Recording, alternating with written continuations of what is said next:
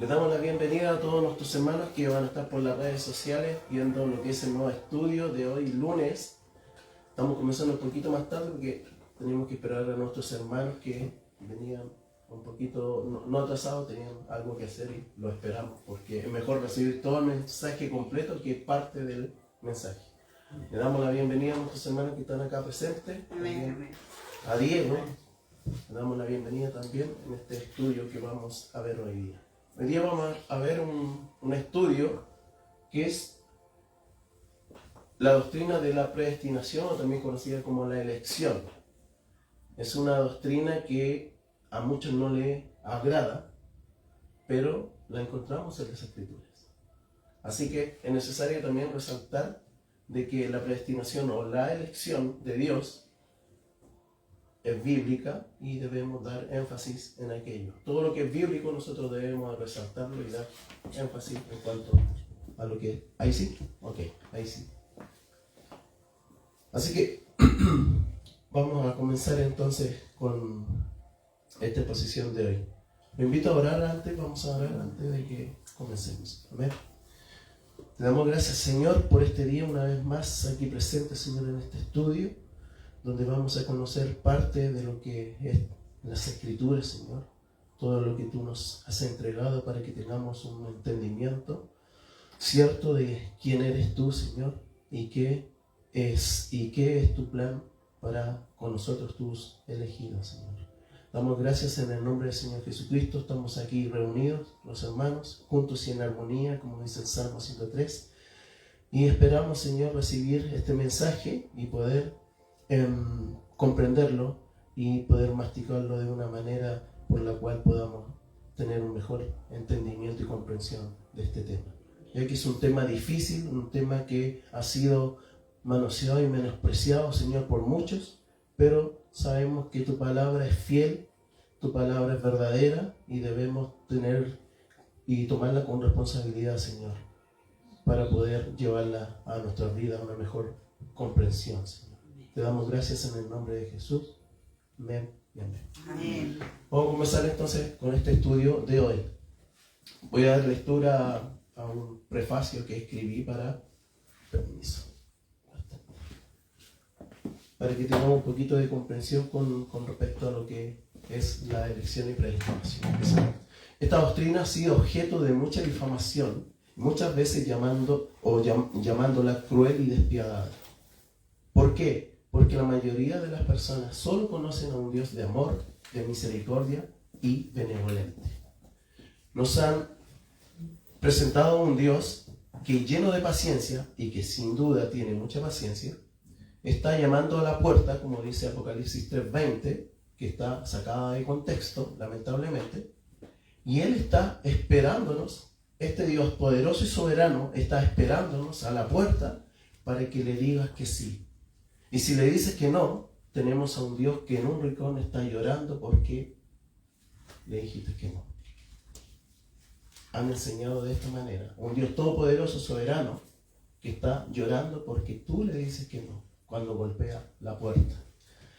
Y cuando escuchamos a muchos que evangelizan, que necesitan imperiosamente que tú vengas a Él, muestran a un Dios que tiene necesidad. Muestran a un Dios que necesita de su creación y no que la creación necesita de Dios.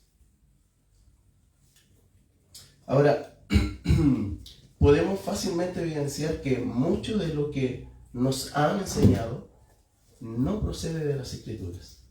Debemos, como la Iglesia de Jesucristo, levantarnos y escudriñar en profundidad las verdades bíblicas. Y lo quiero invitar a que leamos Juan 5:39.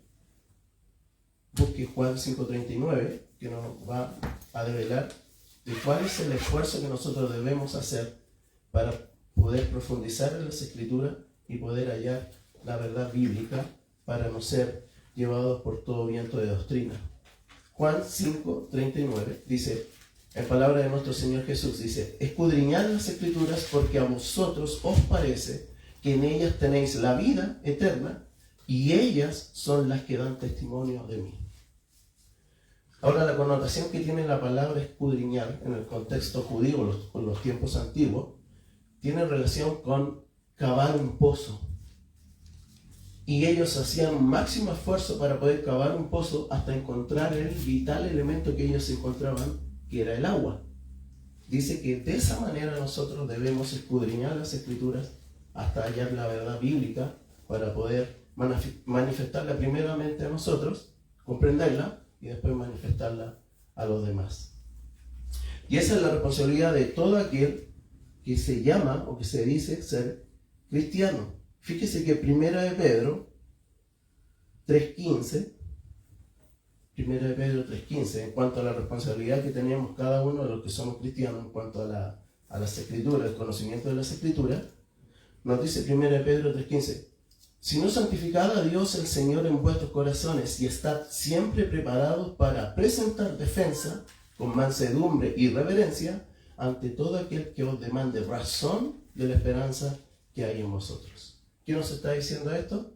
Que debemos estar preparados en el conocimiento de las Escrituras para todo aquel que nos pida algún sentido en cuanto a que nosotros debemos darle respuesta a su cuestionamiento. Nosotros debemos tener el pleno conocimiento de las Escrituras para darle respuesta a las personas que nos cuestionen. Sabemos que algunos preguntan, sus cuestionamientos son lícitos y honestos, pero hay muchos cuestionamientos que traen maña, que traen trampa. Aún así, nosotros con mansedumbre debemos dar respuesta a todos esos requerimientos. Amén. Dicho esto, vamos a pasar entonces a lo que implica la predestinación o elección de Dios. Vamos a Romanos 8, 29 y 30. No sé aquí Romanos 8, 29 y 30. Si lo busca. No.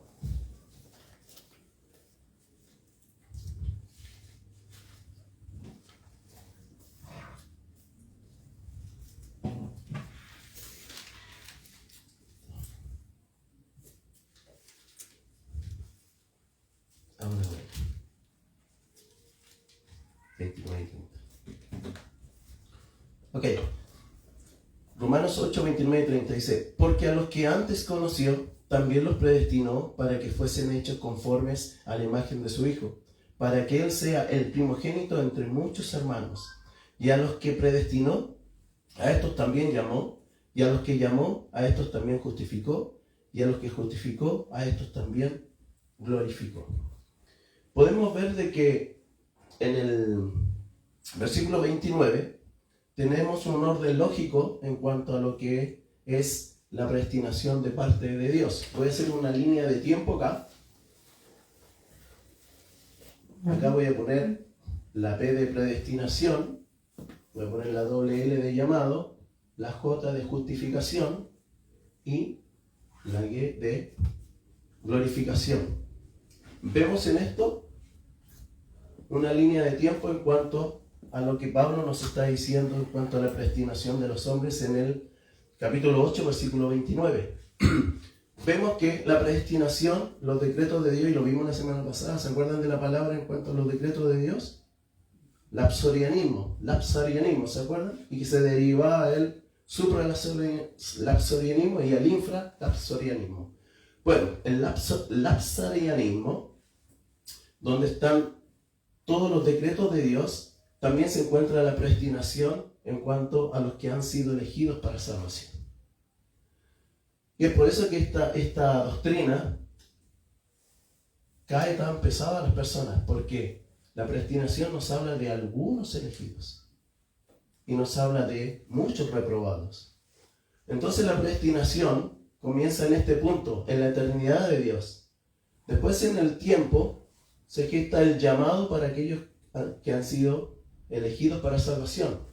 Y dijimos que el llamado, cuando vimos el orden de la salvación, tenía dos tiempos. Uno era el llamado externo y tenemos también el llamado interno. El llamado externo tiene relación con lo que es la evangelización, el evangelio. Cuando nosotros llevamos el evangelio a las personas, ese es el llamado externo. Y Dios, en su tiempo, determina cuando gesta el llamado a la persona que fue expuesta al Evangelio, llamándola internamente, y a eso llamamos el arrepentimiento o el nuevo nacimiento. También en la línea de tiempo recibimos la justificación de nuestro Señor Jesucristo, que Él ganó la cruz por nosotros, siendo Él justo sin pecado, llevó nuestras cargas, nuestros pecados, y murió para darnos la justificación, lo que la teología denomina como la doble imputación. La doble imputación, ¿cuál es? Que nuestros pecados fueron puestos en Jesucristo y Él a la vez, por su justicia, nos imputó a nosotros. Y Dios ya no ve a nosotros y las manchas o la suciedad de nuestros pecados, sino que ve la justicia de Cristo en nosotros. Y en último punto tenemos lo que es la glorificación, que eso Pablo nos habla acerca de ese tiempo, que cuando nuestro Señor Jesucristo vuelva en su segunda venida, dice que los muertos en Cristo resucitarán primero en cuerpos glorificados, y después nosotros, los que hayamos quedado o estemos vivos, seremos transformados dándonos un cuerpo nuevo, el cual no tiene ninguna relación con el pecado. En ese cuerpo no vamos a tener ninguna relación con el pecado. Estando en este cuerpo, lamentablemente todavía tenemos relación con el pecado. Por eso Pablo nos habla de una guerra, una lucha entre el espíritu que está en nosotros, que nos lleva a toda verdad y justicia, pero también la carne busca lo suyo. Y eso es un enfrentamiento que lo vamos a llevar hasta que muramos, si no viene nuestro Señor Jesucristo antes. Voy a borrar esta línea de tiempo. ¿La escribió? Entonces, esta doctrina, que muchas personas en la iglesia derechamente no la enseñan, pero la encontramos en la Biblia. Y el apóstol Pablo, no tan solo Pablo, nos hablan acerca de lo que es esta doctrina de la predestinación. Ahora, la palabra a los que antes conoció es la palabra griega, para que la anote y comience a familiarizarse con esta palabra. La palabra proorizó. La palabra proorizó, que es griega, la palabra pro implica que es antes, y lo que se asocia a la palabra predestinación, que es de antemano, y la palabra orizó tiene que ver con determinar, o adelantar, o adelantado, o marcar de antemano. Entonces la palabra prorizó en griego, encontramos que es la palabra que se usa o se tradujo como predestinación, o también elección. Esta palabra prorizó aparece 6 veces en el Nuevo Testamento, y las 6 veces está directamente relacionada en su contexto con su traducción predestinar. Y en todas, de acuerdo al contexto, la persona que predestina es Dios. La palabra prorizó. San Jerónimo, San Agustín de Hipona, los padres de la iglesia, Calvino, Lutero y todos los reformadores, están de acuerdo en cuanto a lo que es la traducción de esta palabra, que es predestinar. ¿Están todos ellos de acuerdo? Desde Pablo, los padres de la iglesia, Calvino, Lutero y los reformadores hasta hoy, asocian esta palabra a lo que es la predestinación. No hay forma de poderle darle otra traducción a esta palabra, sino que la palabra más correcta que se halló en el castellano para esta palabra griega es predestinar. Estos son los versículos, si los quiere anotar, en donde la palabra del verbo prorizó, que es predestinar, aparece. Son 6 textos. Hechos 4:28, Romanos 8:29, Romanos 8:30, 1 Corintios 2:7, Efesios 1:5 y Efesios 1:11, al cual le voy a dar lectura ahora. Efesios 1:11 nos dice: en él asimismo tuvimos herencia, habiendo sido predestinados. Ahí tenemos la palabra, si leyéramos el original, diría prorizó. predestinados conforme al propósito del que hace todas las cosas según el designio de su voluntad. Efesios 1:11. Ahora, entonces, lo que debemos entender con respecto a lo que es la predestinación, entender que Dios, al predestinar, no hace ninguna clase de injusticia. Porque muchas veces las personas dicen, ¿cómo Dios puede llamarse justo si elige solamente a un cierto número de personas y todo el resto de las personas van a ir a perdición? Emocionalmente es un choque muy grande en la mente de las personas. Y sobre todo en las iglesias no lo pueden de alguna manera sopesar y muchos determinan simplemente no enseñar lo que es la elección y predestinación.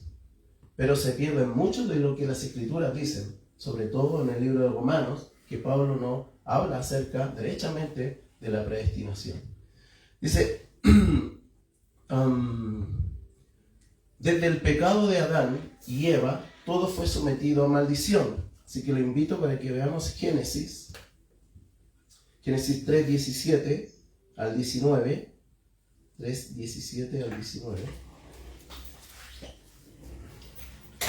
3:17 al 19.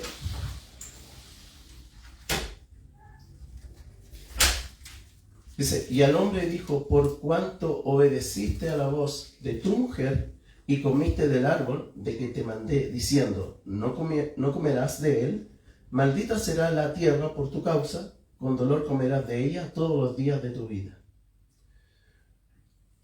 Espinos y cardos te producirá y comerás plantas del campo. Con el sudor de tu rostro comerás el pan hasta que vuelvas a la tierra, porque de ella fuiste tomado, pues polvo eres y al polvo volverás. ¿Qué nos está diciendo? Que a raíz de la desobediencia del hombre, que entró la maldición y que entró el pecado y la muerte. Desde ahí el hombre intrínsecamente viene con toda esa contaminación que lamentablemente por la decisión de Adán y Eva la llevamos todos nosotros hoy. Ahora la pregunta es, ¿ellos eran libres de decidir hacer el bien o el mal? ¿Obedecer a Dios de no tomar del fruto del árbol del ciencia del bien o derechamente tomarlo? Ellos tenían la libertad de poder hacerlo. Ahora, ¿por qué Dios los hace libres? Y esta es la pregunta, si sabe que van a pecar. Ese es un cuestionamiento que encuentro yo que es honesto y que obviamente tiene una respuesta. Ahora, uno de los ejemplos que a mí me parece factible poder decir, ¿es cierto?, en el sentido de que cómo Dios los hace libres sabiendo que van a pecar, es como cuando nuestros hijos comienzan a dar sus primeros pasos y nosotros los ayudamos al comienzo a dar sus primeros pasos, pero después llega un momento en que nosotros les damos la libertad de que ellos comiencen a dar sus pasos para afirmar sus pies, a sabiendas que ellos pueden tropezar, caer y dañarse, pero nosotros les damos la libertad. Pienso yo que puede ser un símil de lo que fue el pensamiento de Dios con respecto a lo que sucedió en aquel entonces con Adán y Eva. Él los hace libres, aunque sabe que van a pecar. Nosotros dejamos caminar a nuestros hijos, aunque sabemos que se pueden caer y dañar. ¿Se parece al símil un poco? ¿Tiene alguna relación? Ahora, ¿pudo Dios crear a Adán y Eva perfectos y ahorrarse todo este problema? ¿Cuántos dirían que sí? Que pudo haberlo hecho perfecto y ahorrar todo este problema. Dios es todopoderoso y sin duda lo podía hacer. La pregunta es ¿por qué no lo hizo? Y la respuesta es simple. Si Dios hace seres creados perfectos, ya Dios no es solamente el perfecto. Tenemos seres creados que son perfectos como Dios. Y ya Dios no sería Dios.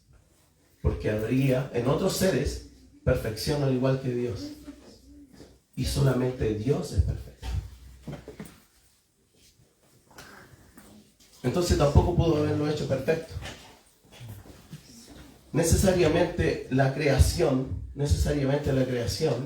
tiene relación con la imperfección.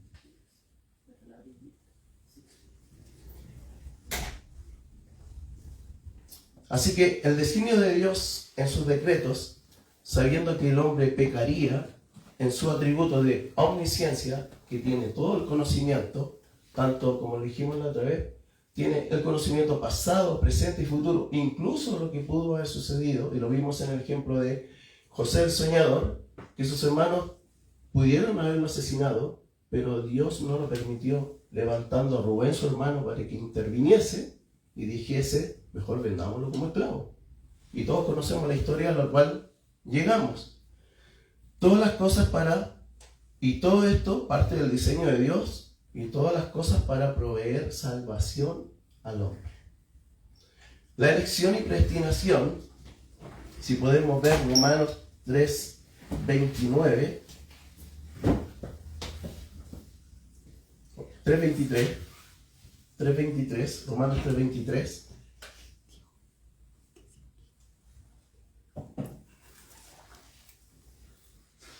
Esto en cuanto a lo que es el pecado del hombre. Dice que todos los hombres iban rumbo, estoy leyendo lo que tengo escrito, todavía no voy al texto. Todos los hombres iban rumbo a la perdición. Dios en su buena voluntad salva a un cierto número de hombres y mujeres a través de todos los tiempos. En Romanos 3:23 nos dice, por cuanto todos pecaron y están destituidos de la gloria de Dios. Desde Adán y Eva, el hombre, y cuando hablamos de hombre también la mujer, el hombre como raza humana, todos están contaminados con el pecado por la transgresión de Adán y Eva. Lamentablemente es una historia que no se puede borrar y es la dura realidad. Ahora, ¿Dios es malo porque no salva a todos? Y hay un cuestionamiento ateo que dice, ¿cómo Dios puede ser bueno si solamente va a salvar un cierto número de hombres y los demás los va a dejar que se pierdan? ¿Puede ser Dios bueno, dicen los ateos? ¿Puede ser tu Dios cristiano, dicen? ¿Tu Dios cristianito puede ser bueno si hace eso? ¿Cómo respondemos a eso? Y fíjese que el enfoque no es Dios es bueno porque salva a algunos, sino que el enfoque que le dan ellos dice, sino que Dios es malo porque nos salva a todos. O sea, no se pone la mira en que Dios es bueno sabiendo que todos van a perdición y Dios es bueno porque salva a algunos, sino que dicen Dios es malo porque nos salva a todos. Eso es un pensamiento ateo. Y en esto hay 4 opciones que podemos ver. La número 1 dice, Dios podría salvar a todo el mundo, y como el catolicismo romano predica, dice, y cree en lo que es el universalismo. Esta opción número 1, que nos habla de que Dios pudiese salvar a todo el mundo, nos está hablando claramente de universalismo. Y está en contraposición de muchos textos, incluso lo que nos dice Apocalipsis 20, 10, 11, que nos dice que muchos serán juzgados, grandes y pequeños, ante el gran juicio del trono blanco. Si creyésemos en el universalismo, tendríamos que sacar ese texto de Apocalipsis, que dice que muchos compadecerán ante el gran juicio del trono blanco. Y todos los que van al gran juicio del trono blanco, disculpen, todos van a perdición. Ahí no es un juicio para poder separar de que tú lo hiciste bien o tú recibiste la salvación de Dios y tú no. Todos van a perdición en el gran juicio del trono blanco. Porque por ahí enseñan que en el gran juicio del trono blanco pudiese haber quienes sean salvos y quienes no. No, todos van a perdición. Apocalipsis 20, 10, 11, por si lo quieren ver. La segunda opción nos dice de que Dios pudo haber condenado a todo el mundo porque Él tiene tanto el derecho como el poder. Y les pregunto a ustedes, ¿Dios pudo haber condenado a todo el mundo? Sí, porque todos pecaron y Dios no tiene relación con el pecado. En su santidad, en su justicia y en su ira, Dios no tiene ninguna relación con lo que es el pecado del hombre. En la opción 3 nos dice, Dios podría ofrecer salvación a todo el mundo, así decirle, Dios, yo le doy salvación a todo el mundo, vengan los que quieran. ¿Pudiese ser? Fíjense que hay que analizar bien la pregunta, porque Dios, vengan todos porque yo le doy salvación, sacando la cruz del Calvario. Sin la cruz del Calvario, vengan todos los hombres porque yo le doy salvación. ¿Vendrían los hombres? Romanos 3:10 nos dice que nadie busca a Dios. Jesús nos dice que la luz vino a los hombres y ellos, ¿qué amaron? Las tinieblas. Entonces, si Dios hubiese dicho, vengan todos, sin la cruz, el hombre seguiría camino a la perdición. En la opción 4 nos dice, ¿Dios puede garantizar que un grupo de personas sean salvos? Sí, y eso lo hizo por medio de la cruz de nuestro Señor Jesucristo. Y esta es la opción correcta, la 4, porque Dios garantiza que solamente un grupo de personas, un determinado número, sean salvos, y esto por medio de la cruz de nuestro Señor Jesucristo, que aplicó su justicia a nosotros. Y Dios, el Padre, ya no ve más nuestras manchas, nuestros pecados, sino que ve la justicia de Cristo en nosotros. La elección de Dios no tiene que ver con algo que yo tenga o que vio algo bueno en mí. Y a eso le denominan lo que es la presciencia de Dios. Pero fíjese que Dios no pudiese haber visto algo bueno, algo positivo en mí y decir que por eso me elige para salvación. Porque por medio siempre debe estar la cruz de Cristo. Si no está la cruz de Cristo, estamos perdidos. Y si está la cruz de Cristo, solamente un cierto número son los que han sido elegidos. Ahora, si Dios pudo haber visto en su presciencia algo bueno que hicimos, si le aceptamos o no, Efesios 2:1 rechaza o refuta esa idea. Efesios 2:1 dice, y Él os dio vida a vosotros cuando estabais muertos en vuestros delitos y pecados. Así estábamos nosotros antes que el Señor llegase en nuestras vidas. Estábamos muertos en nuestros delitos y pecados. Paul Washer hace mucho énfasis en cuanto a lo que un muerto, aunque se le predique, ese muerto va a seguir. Si la iniciativa de Dios no se gesta en él, proveyéndole arrepentimiento y nuevo nacimiento, ese muerto va a seguir muerto. La única forma en que volvamos a la vida nuevamente es que Dios nos dé arrepentimiento. No había ninguna opción o condición por la cual fuésemos objeto de su conmiseración. Solo fue un acto de su buena voluntad y amor para con nosotros. Romanos 3:24, si vamos a Romanos 3:24. Romanos 3:24 y 25 en realidad.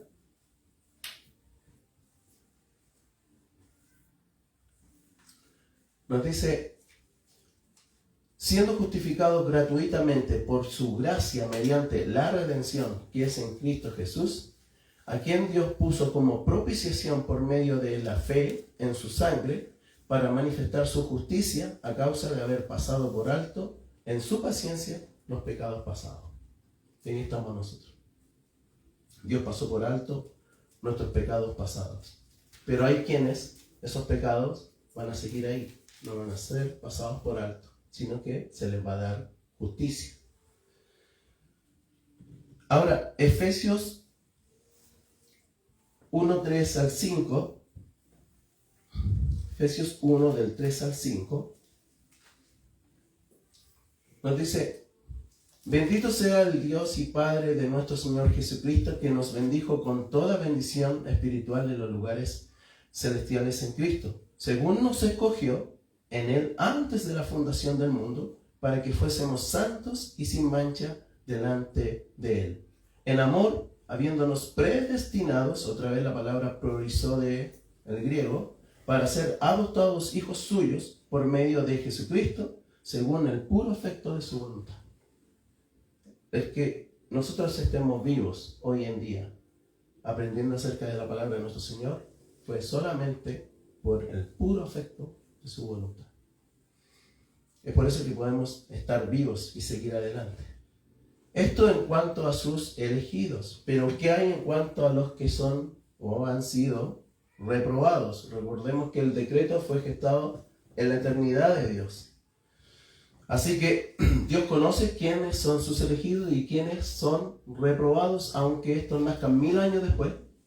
Dios ya conoce cuáles son los reprobados y los elegidos, porque Él es omnisciente. Esto en cuanto a los elegidos, pero también en cuanto a los que han sido reprobados. Entonces, ¿qué sucede en la mente de las personas cuando conocen que un Dios bondadoso, lleno de amor, lleno de misericordia, que espera que las personas lo acepten, como nos dice Apocalipsis 3:20, que le golpea la puerta y Dios los invita para que ellos lo acepten? Porque la religión nos enseña eso, que nosotros aceptamos a Cristo, que nosotros aceptamos a Dios. Pero es todo lo inverso. Es Dios quien busca al hombre. El hombre no quiere nada con Dios. El hombre no quiere nada con la luz. Porque cuando el hombre se expone a la luz, se ven todos sus defectos y pecados. Por eso es que el hombre corre a las tinieblas, a la oscuridad. Ahora, surte un choque en las personas cuando se les ha hablado de un Dios lleno de amor, lleno de misericordia, que es bueno en demasía y que siempre nos está golpeando la puerta.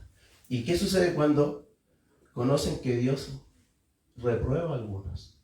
Cuando se estudia la predestinación, hay muchas personas que rechazan derechamente ni siquiera la doctrina, sino que al Dios que se le está dando a conocer, al Dios que aparta un número de elegidos y a un tanto que los reprueba y que van camino al infierno.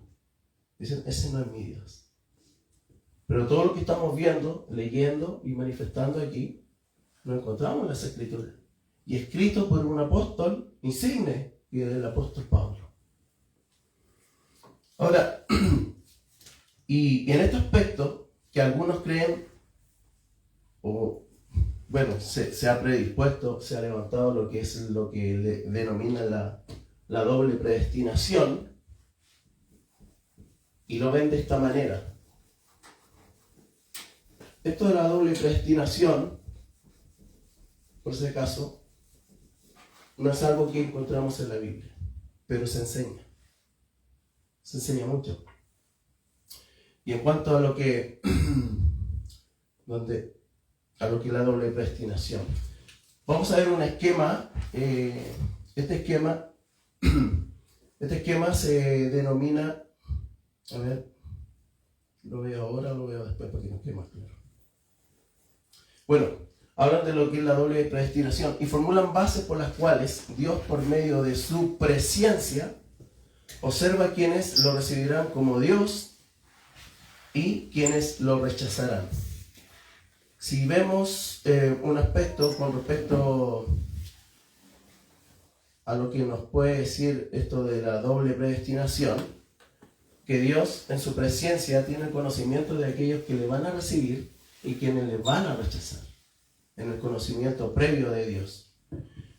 Entonces nos dice que creen que Dios viaja en el tiempo para ver que tal persona le recibe como Dios y entonces lo inscribe en el libro de la vida en el momento que le da el nuevo nacimiento. ¿Cierto? Se dice eso.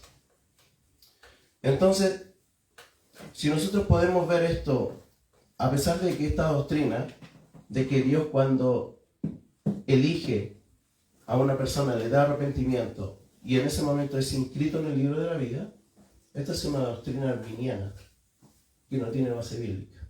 ¿Por qué? Porque Dios, recordemos que en su decreto, como vimos la palabra, el lapsarianismo, en sus decretos, voy a poner aquí por si lo quieren.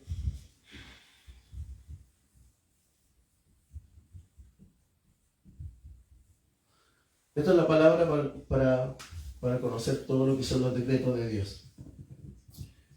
¿Qué implica de que Dios viaja en el tiempo y ve que tú te arrepientes y lo recibes y en ese momento te inscribe en el libro de la vida? Esa es doctrina arminiana y no es bíblica. ¿Por qué? Porque Dios en su decreto determinó quiénes iban a ser salvos. Dios no necesita viajar en el tiempo para comprobar que tú le aceptas y en ese momento inscribirte en el libro de la vida. Él ya lo tiene todo escrito por decreto. Desde el principio de la vida o de la creación hasta el término de la creación, Dios en sus decretos tiene todo cuantificado en cuanto a los eventos, todo lo que va a suceder con el hombre, todo. Así que todo lo que está inscrito en el libro de la vida, el Señor Dios los inscribió antes de que comenzara el tiempo. Dios no tiene tiempo, Dios es eterno. El tiempo comienza a correr con la creación. Cuando el hombre es puesto en la tierra, comienza a correr el tiempo. Porque Dios es eterno, no tiene tiempo. Él vive en un eterno presente. Ese es el tiempo de Dios, que se le denomina el tiempo, no sé si me equivoco, perdón, no sé si es el tiempo Cronos, y el Kairos, no recuerdo bien, es el tiempo del hombre. Tengo una cierta duda con respecto a eso. Pero ese es el tiempo de Dios. Entonces, la doctrina arminiana nos dice que Dios viaja en el tiempo y al ver que las personas se arrepienten, las inscribe en el libro de la vida. Eso no lo encontramos en la Escritura.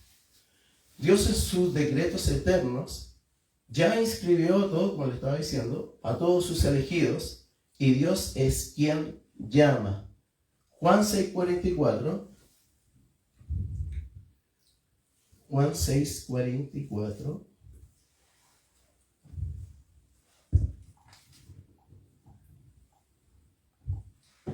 En palabra de nuestro Señor Jesús dice: ninguno puede venir a mí si el Padre que me envió no le trajere, y yo le resucitaré en el día postrero.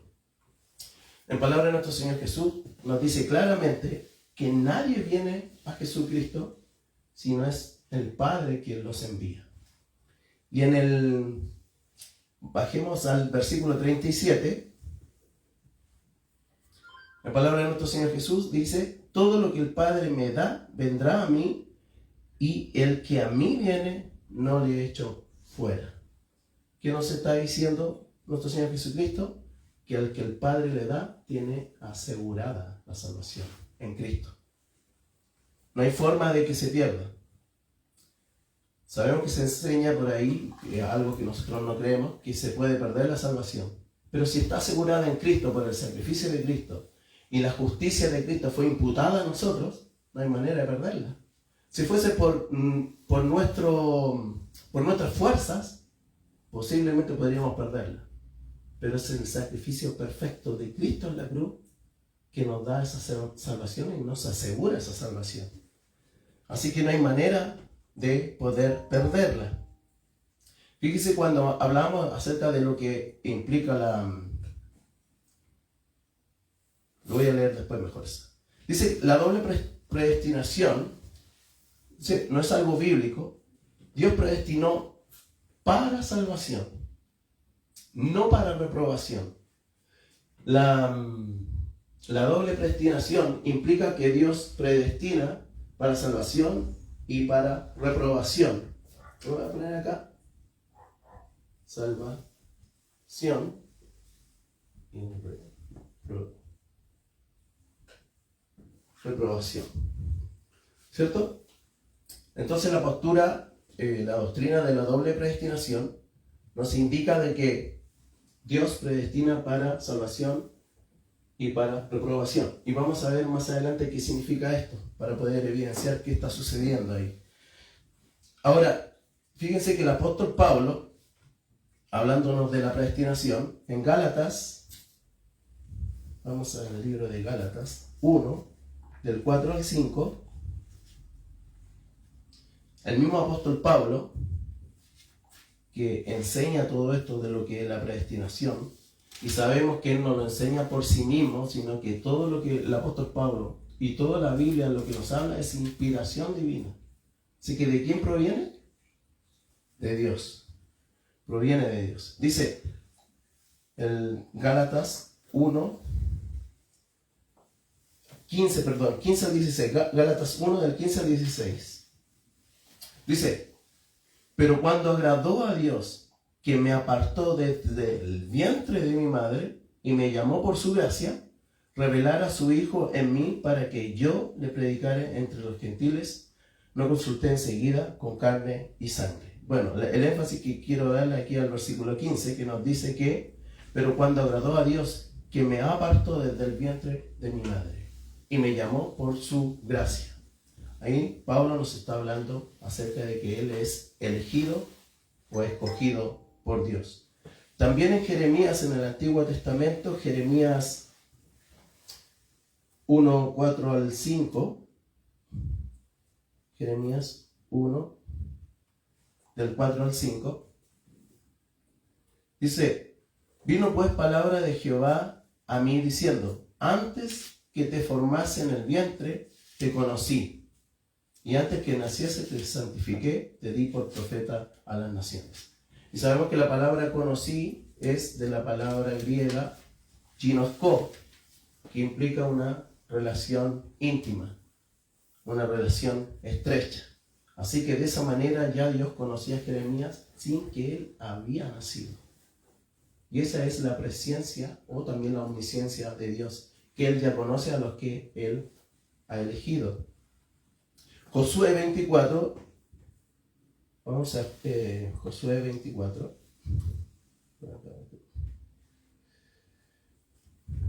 Josué capítulo 24, versículo 2. Fíjese este aspecto. Y dijo Josué a todo el pueblo así, dice Jehová, Dios de Israel, vuestros padres habitaron antiguamente al otro lado del río, esto es Taré, padre de Abraham y Nacor, y servían a dioses extraños. ¿Qué nos está hablando? Que Abraham, junto con su familia, eran idólatras. Aún así Dios llama a Abraham, lo predestina, lo elige para que sea uno de sus hijos, aunque él adoraba a dioses extraños. Dios nos saca de todas esas cosas inadecuadas que lamentablemente el hombre sin Dios hace. Y el Señor nos atrae, nos da arrepentimiento, nos hace nacer de nuevo y nos hace seguirle y querer alimentarnos de lo que Él es, las escrituras, las experiencias que vivimos con Él y todo lo que es su iglesia hoy en día. Romanos 9:10 nos habla acerca de dos hermanos gemelos. Usted ya sabe de quién le estoy hablando, ¿cierto? Jacob y Esaú. Jacob y Esaú, dice 9:10. Y no solo esto, sino también cuando Rebeca concibió de uno, de Isaac, nuestro padre, pues no habían aún nacido, ni habían hecho aún ni bien ni mal, para que el propósito de Dios, conforme a la elección, permaneciese. No por las obras, sino por el que llama. Así que cuando nos dicen que Dios en su presencia viaja y ve que Él le acepta, y ahí le inscribe en el libro de la vida y le da arrepentimiento, este texto lo desmiente completamente. Porque nos dice, Pablo nos dice, pues no habían aún nacido, ni habían hecho ni bien ni mal, Jacob y Esaú. Y aún así, Dios ya había elegido a Jacob. Así que no depende de lo que haga el hombre, sino que todo es lo que hace Dios por el hombre. No hay nada que nosotros podamos hacer por Dios, ni para Dios. En este caso, nosotros hoy estamos haciendo esto para Dios, pero es porque Él ya nos cambió, nos renovó, ya nos dio arrepentimiento. Y es por eso que nosotros le servimos y buscamos de Él. Romanos 10:20. Romanos 10:20. Es Dios hablando. Dice, Isaías dice, resueltamente fui hallado de los que no me buscaban. Me manifesté a los que no preguntaban por mí. Dios diciendo, nadie me busca. Soy yo quien va al encuentro de los hombres.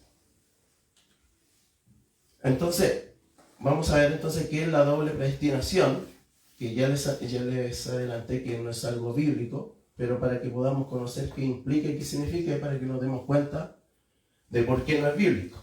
Ahora, para poder evidenciar que no es lo que Dios hace en cuanto a la reprobación, lo que es la doble predestinación, este se llama, es un esquema, según la doble predestinación, se llama postura simétrica. Esto que vemos acá. Es una postura simétrica o también conocida como igualdad final. Postura simétrica o igualdad final. Lo voy a poner acá como igualdad final.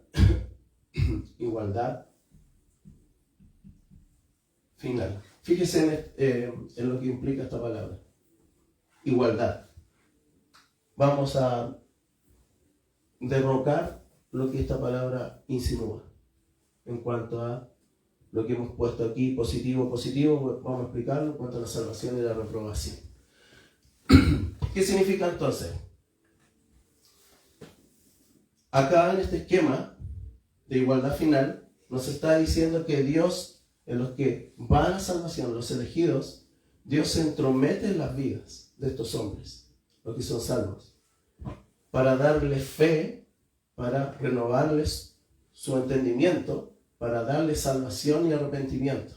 Dios se entromete en estos hombres para poder transformar sus vidas, para hacerlos al igual que nuestro Señor Jesucristo. No como Dios, obviamente, sino como lo vamos a ver después en cuanto a lo que es la glorificación.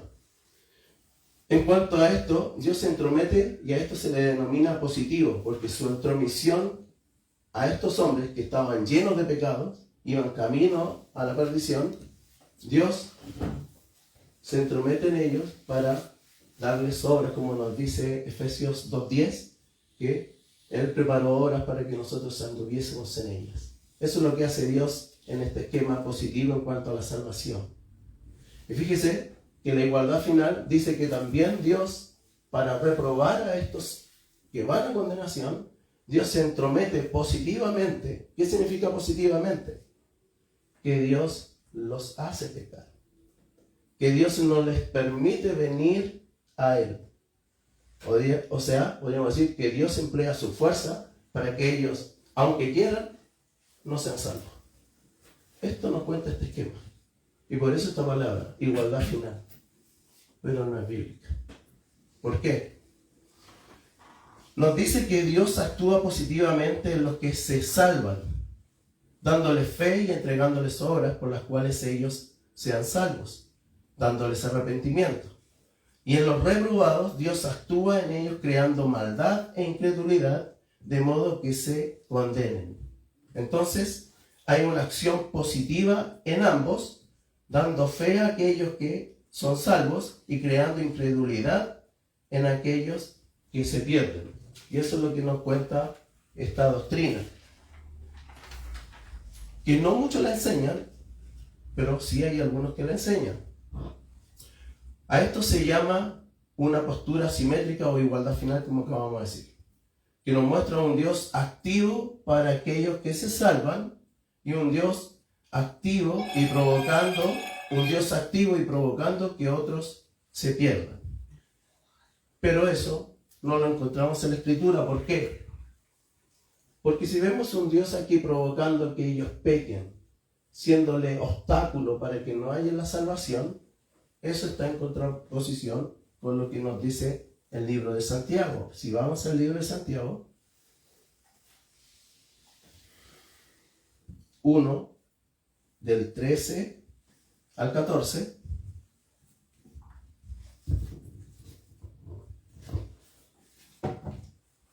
fíjense, que estos que están acá podrían decir esto. Cuando alguno es tentado, no diga que es tentado de parte de Dios, porque Dios no puede ser tentado por el mal, ni Él tienta a nadie. Esta postura nos está diciendo prácticamente que Dios provoca que ellos pequen, o sea, Dios tentándolo. Y Santiago nos dice, Dios no tienta a nadie. Entonces, por eso, esta postura, en cuanto a la igualdad final, es falsa, no es escritural. Y es por eso que nosotros debemos estudiar para poder tener todo el conocimiento de esto, porque muchos lamentablemente enseñan esto en las iglesias cuando hablan de la predestinación. Pero con un solo texto lo refutamos. Ahora, si fuera así que Dios fuese una especie de pared y los tentara para que ellos, y provocara que ellos pecaran para que no se salven, entonces Dios sería injusto.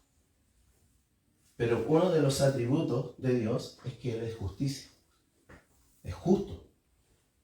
Lo que la Biblia nos muestra es que San Agustín nos ayuda a comprender de mejor forma la predestinación en este mismo esquema, pero en lo que es el verdadero esquema en cuanto a cómo Dios es que da salvación y a cómo es que Dios reprueba a los hombres.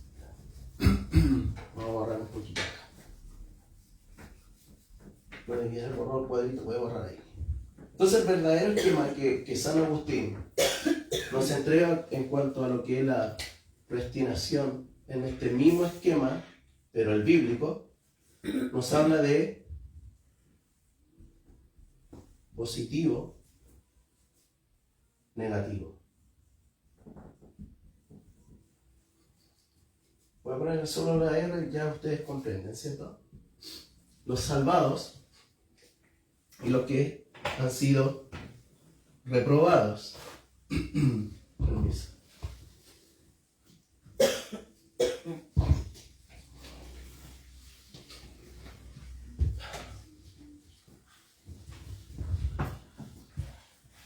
Entonces,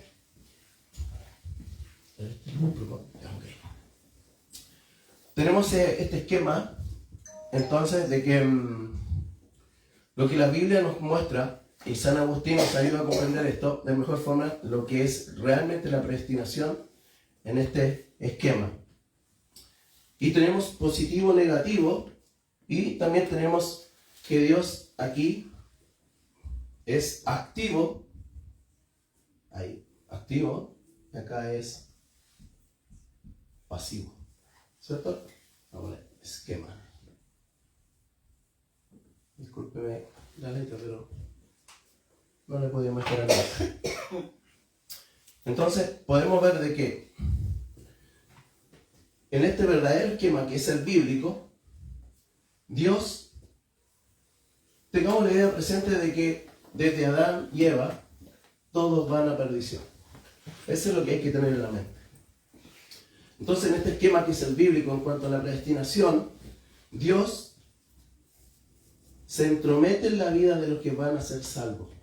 Dios es activo en aquellos que ha elegido y les da fe, les da nuevo nacimiento, les da arrepentimiento y les da, como nos dije, Efesios 2:10 nos dice que Él preparó obras para que estos anduviesen en ellas y dieran evidencia que son hijos de Dios.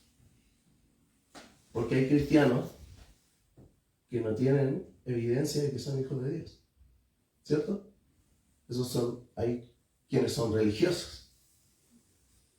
Entonces aquí tenemos verdaderos cristianos, verdaderos hijos de Dios, donde Dios se entromete para poder forjar hombres y mujeres con evidencia de que son hijos de Dios. En cambio acá es negativo o pasivo. Lo que la Biblia nos muestra de que Dios, a todos estos que han sido reprobados, Él no actúa, no tiene una actividad en ellos para que ellos sean reprobados. Dios no es una pared para que ellos no accedan a la salvación. Ellos no quieren ser salvos. ¿Por qué? Porque aman lo que hacen. Aman la maldad. Aman el hacer el mal. Dios tiene una actitud negativa en ellos. ¿Por qué? No los lleva a que pequen. Dios los deja ser. Dios en esto no los deja ser. Dios se entromete en su vida para que ellos no hagan lo que quieran. A estos los deja ser. Y este es el verdadero esquema y bíblico que nosotros podemos encontrar. Dios se entromete soberanamente en las vidas, dando fe en el corazón. Y fíjense un detalle, que cuando Dios se entromete en estos que van a ser salvos, nunca pidió permiso. Porque hay algunos que enseñan que uno prácticamente debe darle permiso a Dios para que actúe en su vida. Al igual cuando Pablo iba a Damasco, Jesús se aparece. ¿Cuál fue la primera palabra de Pablo que dijo? ¿Quién eres, Señor? No, Pablo quiere ser mi apóstol y escribir 13 cartas para que podamos llevar el evangelio al mundo. ¿Qué le hubiese dicho Pablo en su naturaleza carnal? No. Pero Dios es soberano y poderoso. Y al hombre lo cambia cuando Él quiere. Y Él hace como quiere, con quien quiere, cuando quiere. Porque el poderoso aquí no es el hombre, es Dios. Dios se entromete soberanamente en las vidas, dando fe en el corazón a estos que ha determinado que sean salvos. Pero en el caso del resto de la humanidad, los deja que hagan lo que deseen. Y nuestro Señor Jesucristo, gracias a nuestro Señor Jesucristo, hay un texto que nos ayuda a comprender que estos hacen lo que desean. Fíjense, Juan 13:27.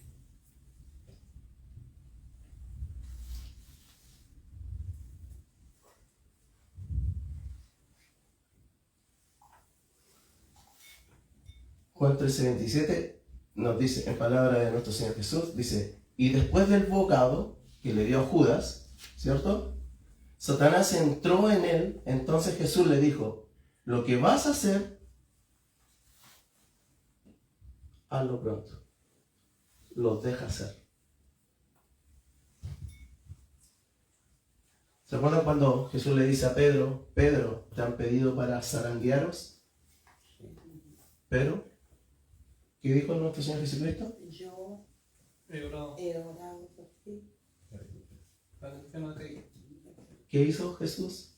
Intervino. No lo dejó que hiciera lo que quisiera. Aunque Pedro lo niega, aunque Pedro le dice, no, yo estoy dispuesto a morir por ti, después sale corriendo. Jesús intervino en la vida de Pedro. Y conocemos quién fue el apóstol Pedro. En Romanos 9, 15, 16. Romanos 9, 15 al 16. Dice, Dios diciendo a Moisés, pues a Moisés dice, tendré misericordia del que yo tenga misericordia y me compadeceré del que yo me compadezca. ¿Por qué Dios le dice estas palabras a Moisés? Recordemos que Moisés, ya cansado del pueblo, decía, Señor, quítame la vida de este pueblo, ya no puedo más con este pueblo. Y Dios le dice, yo tendré misericordia de quien yo quiera conocer. Y yo voy a tener misericordia de ti, Moisés. Ahora este texto, que es del Antiguo Testamento, recordemos que la revelación de Dios fue progresiva, ¿cierto? Entonces, muchos aluden a este texto para llevarlo sobre todo a aquellos que buscan salvarse al último minuto, haciendo una confesión de fe o la confesión auricular que los católicos enseñan. Dicen, es que el Señor tendrá misericordia del que yo tenga misericordia y me compadeceré, dice el Señor, del que yo me compadezca. Y muchos dicen, Dios se puede compadecer de un hombre al último minuto. Pero la revelación de Dios es progresiva. Entonces, cuando llega nuestro Señor Jesucristo, la revelación se hace aún más clara. Y nuestro Señor Jesucristo dice, por sus frutos los conoceréis. Pablo nos dice, pues el apóstol Juan nos dice en Juan, que aquel que diga que el discípulo de Cristo debe andar como él anduvo. Nuestro Señor Jesucristo nos habla de lo que es la parábola del sembrador. nos habla de 4 tipos de hombres, ¿cierto? Y conocemos lo que implica. Entonces, hay una serie de matices y de revelaciones en aquellos tiempos que Dios le da a aquellos que van a escribir las escrituras, la Biblia, donde Jesús no tan solo pudiese haber dicho que Dios tendrá misericordia de aquellos, aunque sea la última hora, porque Dios tiene de quien sea misericordia, aunque sea última hora. No tuvieron ningún fruto, pero se salva, según algunos enseñan eso. Pero Jesús, en su revelación más progresiva, haciendo alusión a este texto, dice que deben tener fruto, que deben haber andado, debieron haber caminado como Jesucristo. Dice que aquel que no pierda su vida por Él, por causa de Él, la perderá, y nos da más luz acerca de quién es un verdadero hijo de Dios. Fíjese que versículo 17 de este mismo Romanos 9, 17 dice: porque la Escritura dice a Faraón, para esto mismo te he levantado, para mostrar en ti mi poder y para que mi nombre sea anunciado por toda la tierra. Versículo 18 dice: de manera que de quien quiere tiene misericordia, y al que quiere endurecer, endurece. No se está hablando de Faraón. Faraón, ¿y qué significa? Cuando Dios elige para salvación, lo que hace es restringir. Cuando nos elige, nos restringe para que no hagamos el mal que queremos hacer. El ser humano sin Dios es una máquina de pecado. Pero Dios restringe a los que ha elegido para que no hagan el mal que quisiesen. Una vez escuché, bueno, lo he contado ya, mi hermano José lo sabe, de que según dicen que Hitler vivió sus últimos años en Argentina. Y según dicen que él, al último, antes de morir, hizo la confesión de fe. Y si yo le preguntara a usted, ¿cuándo Dios restringió a Hitler que no hiciera la maldad en potencia que hizo? ¿Lo restringió o no? ¿O lo dejó hacer lo que quisiera? ¿Puede ser que Hitler haya sido elegido? Si fue elegido, Dios lo tuvo que haber restringido de todas las atrocidades que hizo. Pero claramente la historia nos demuestra que Dios nunca lo restringió. Lo dejó hacer lo que quiso. Incluso creó leyes para que avalaran sus pensamientos maquiavélicos que ellos tenían. Así que la salvación lo que hace en los que son elegidos es restringirlos. Actúa positiva y efectivamente en ellos.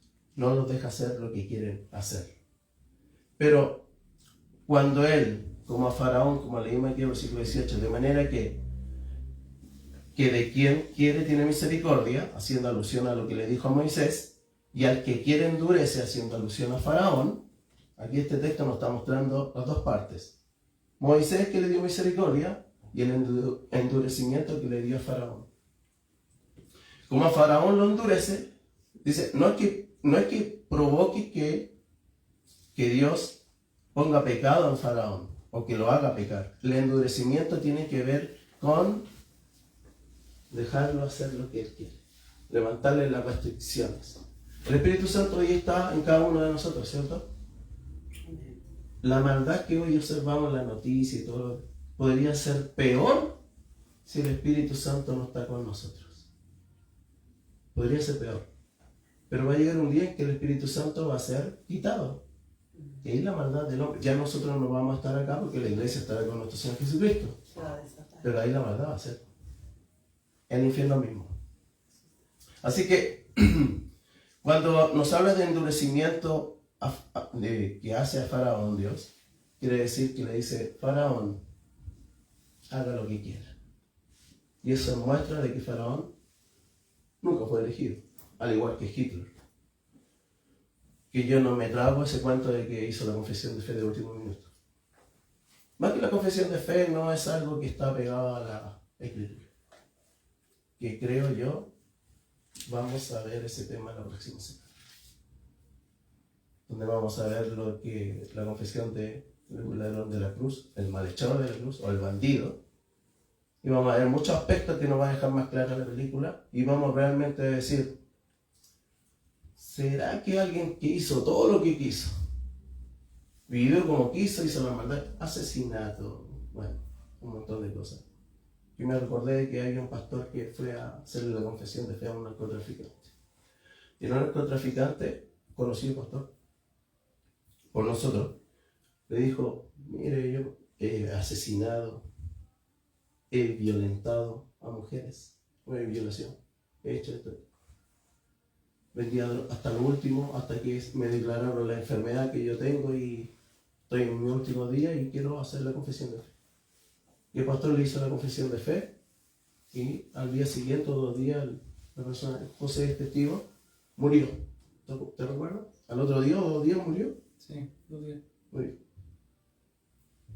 Y el pastor lo mandó al cielo. No tuvo ningún fruto, ninguna evidencia. Dios nunca lo restringió, lo dejó hacer lo que quiso. Pero el pastor lo mandó al cielo. Ahora el problema no es que si ese se fue al cielo o no. El problema es que todos los que estaban ahí siendo testigos dicen, podemos vivir como queramos, al último nos arrepentimos y la pasamos bien aquí y después la vamos a pasar bien en el cielo.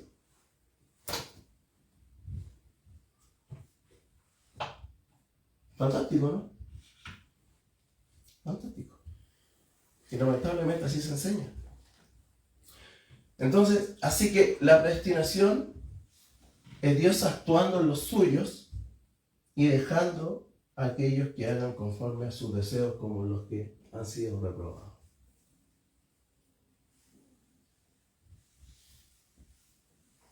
Esto es lo que podemos ver que es la predestinación. Como siempre digo, estos estudios son mucho más largos, pero para que nos quede en la cabecita, lo tenemos que reducir.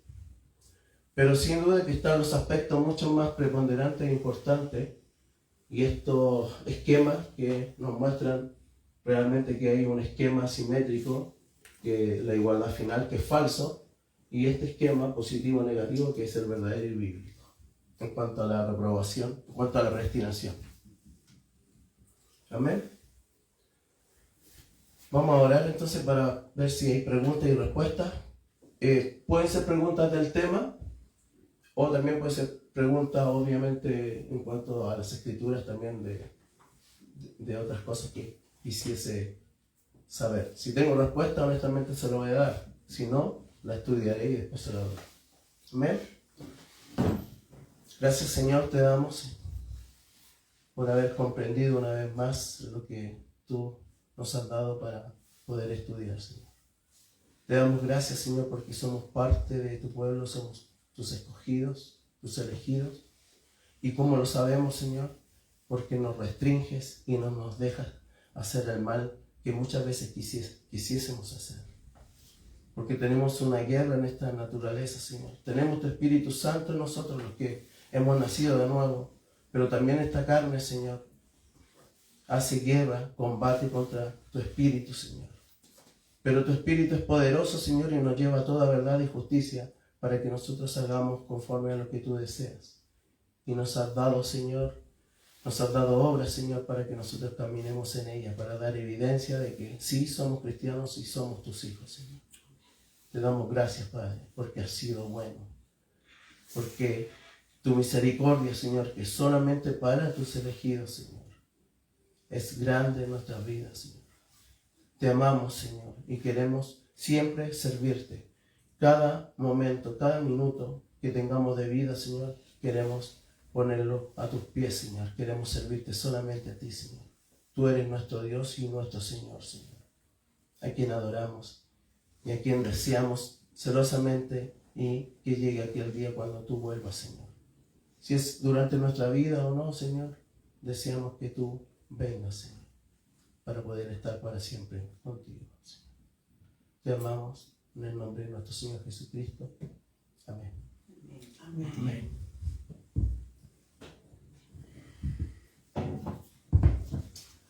¿Alguna duda, pregunta? Jesús le dijo a los discípulos, a los fariseos, y no quieren venir a mí para que tengan vida. Estaba retratando ahí que toda la humanidad está muerta, ¿cierto? Porque dice, no quieren venir a mí para que yo les dé vida.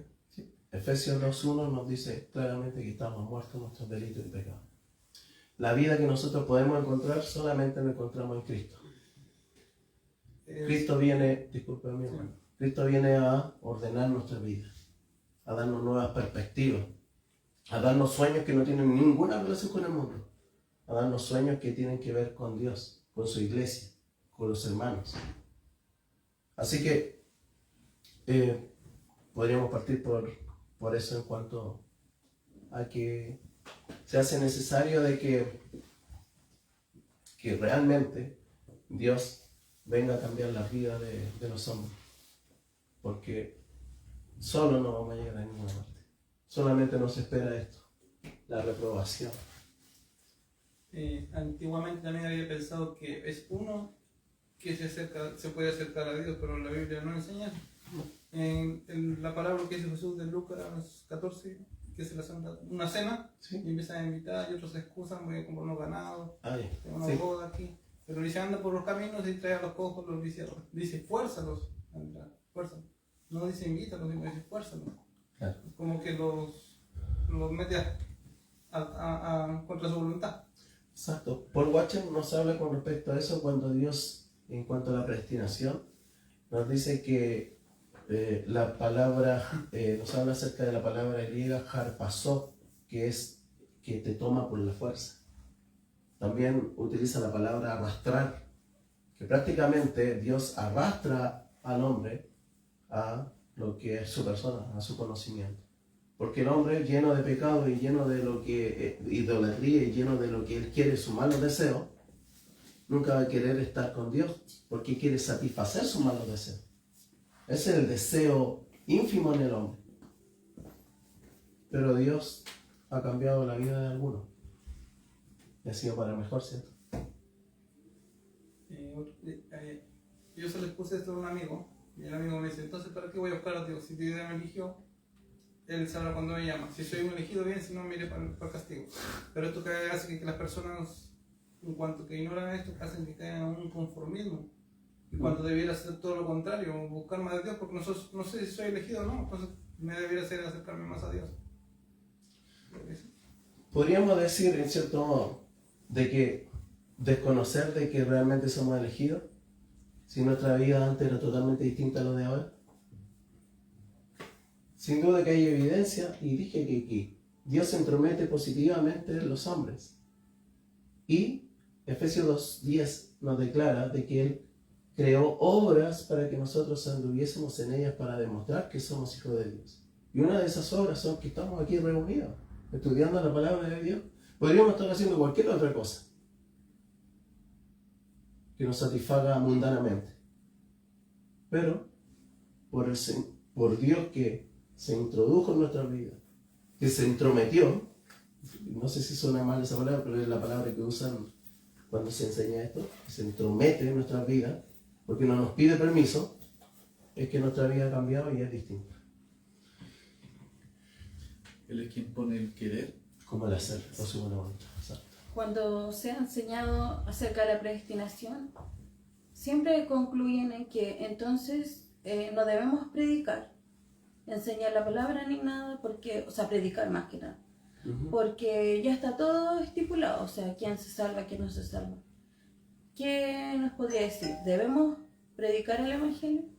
Sí, y eso le llaman, esta palabra le dice, a eso que Fran está mencionando, le llaman hipercalvinismo.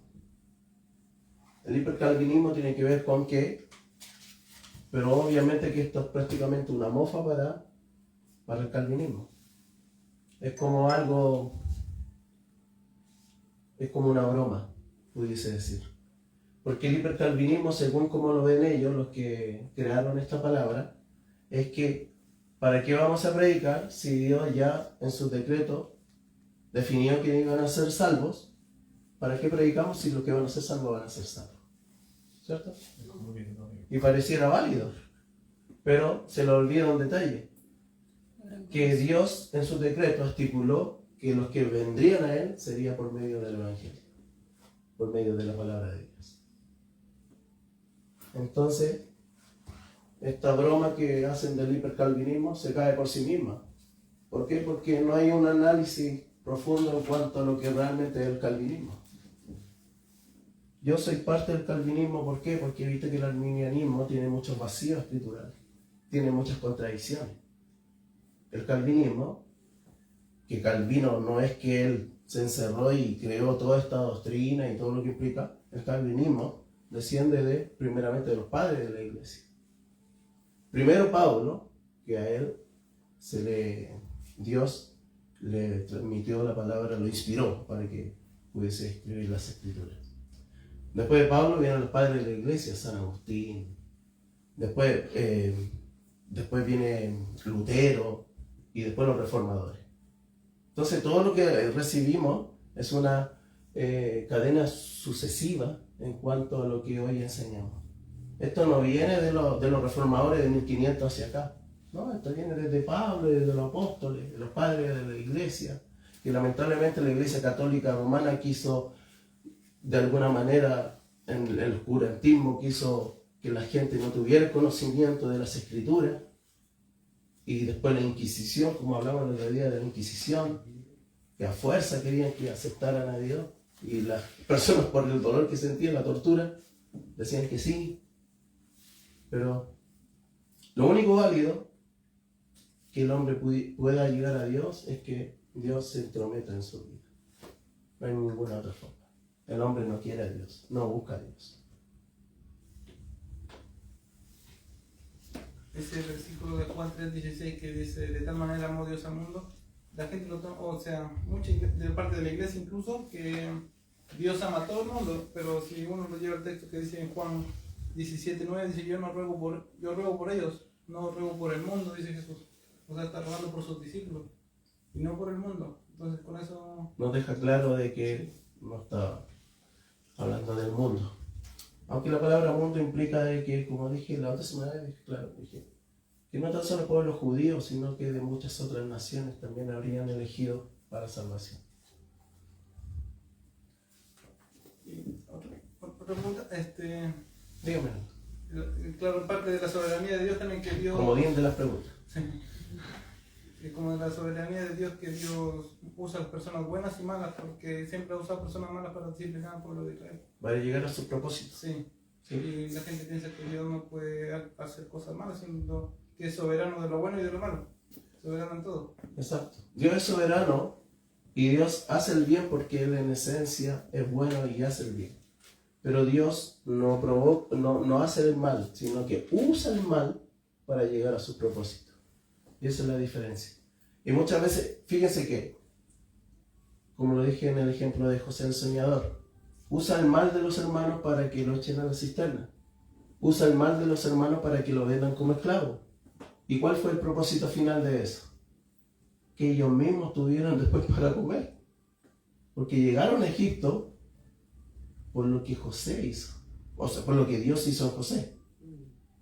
Y también por su fidelidad de José también llegó a ser el segundo después de Faraón. Y para que ellos mismos comiesen. Imagínense. Dios usando el mal para un bien. Y eso se repite muchas veces en la Escritura.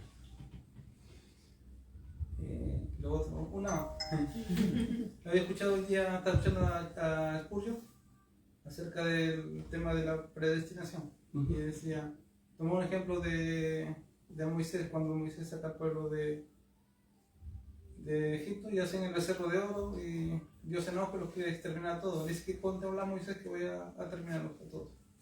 Y Moisés le dice: no hagas tal cosa. Dice: ¿qué van a decir de ti las naciones? Que pudiste sacarlo de Egipto, pero no lo pudiste llevar a la tierra prometida.